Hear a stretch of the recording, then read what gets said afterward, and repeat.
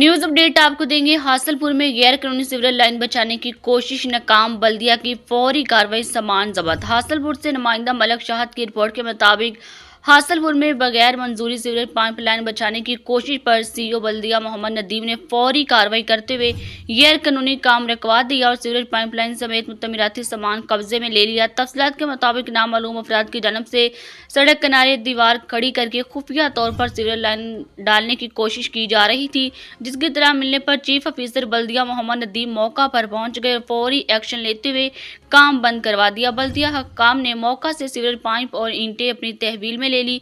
CEO बल्दिया मोहम्मद नदीम का कहना था कि चंद रोज कबल भी इसी मकाम पर गैर कानूनी सीवरेज लाइन डालने की कोशिश की गई थी, जिसे नाकाम बनाया गया। ताहम दोबारा इसी किस्म की गैर कानूनी सरगर्मी नाकाबिले अफसोस है। उन्होंने वाज़ा किया कि शहर में किसी को भी बगैर इजाज़त सीवरेज लाइन बचाने या गैर कानूनी तमीरात करने की हरगिज़ इजाज़त नहीं दी जाएगी और खिलाफ वर्जी करने वालों के खिलाफ सख्त कानूनी कार्रवाई अमल में लाई जाएगी।